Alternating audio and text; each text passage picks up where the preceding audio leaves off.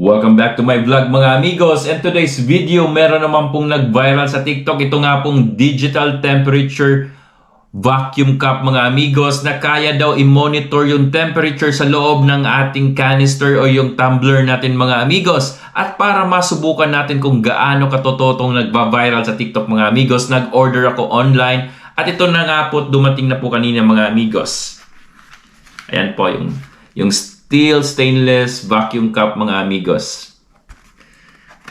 Yan, unbox natin. Ayan.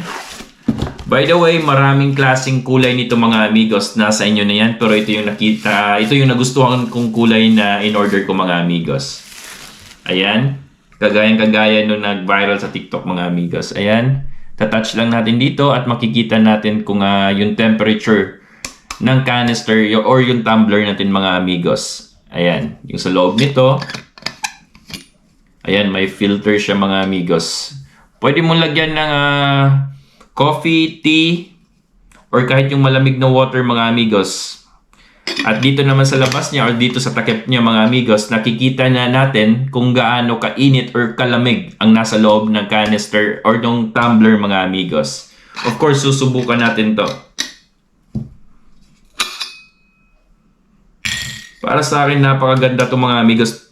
By the way, tinignan ko to sa Amazon mga amigos. Napakamahal niya. At kaya't nag-research ako mga amigos. Alam mo, ang difference niya from Amazon sa binilhan ko nito mga amigos is nasa mga, let's say, 50 to 60% yung price difference nila mga amigos. Grabe magpatong yung Amazon nito. Alright, so meron akong hinandang medyo mainit na tubig dito. Lalagyan natin mga amigos. Ayan. Lagay natin yung filter. I think maganda to pag sa coffee. Especially yung area ko ngayon dito mga amigos is winter. Malamig. I think I need this mga amigos. At ang maganda nito is namo-monitor natin yung temperature sa loob ng canister or nung tumbler mga amigos. Alright, so sasara natin. Titignan natin yung magiging resulta nito mga amigos.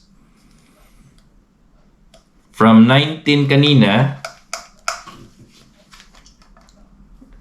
Ayan, tignan natin.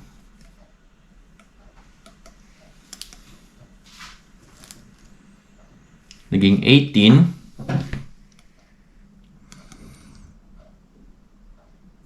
Shake natin konti. Ayan, 19 degrees yung mga amigos.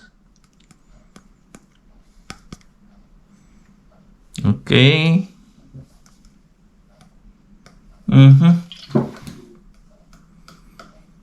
Ayan, 19. Kasi hindi siya masyadong mainit yung nilagay ko dito kanina mga amigos. Galing lang sa gripo. Siguro pag yung kumukulong tubig talaga yung ilalagay natin mga amigos, siguro tataas yung temperature nito mga amigos. So anyway, sa mga gusto bumili nito mga amigos, mag-comment lang at ilalagay ko sa comment section kung paano nyo mabibili itong produkto na ito mga amigos. To be honest mga amigos, maganda to at nagustuhan ko itong produkto na ito mga amigos. Kaya ikikip ko to kasi I'm sure magagamit ko to sa trabaho, especially pag malamig yung panahon at nagmamadali ako mga amigos. Siguro dito ko na ilalagay yung coffee ko while nagbabiyahe papuntang trabaho mga amigos. Alright, so bago tayo magtapos mga amigos, please don't forget to like, share, and subscribe na rin sa aking YouTube channel mga amigos. At paka-share naman at paki-heart naman dyan mga amigos. Alright? At see you sa ating next product test mga amigos. And ingat!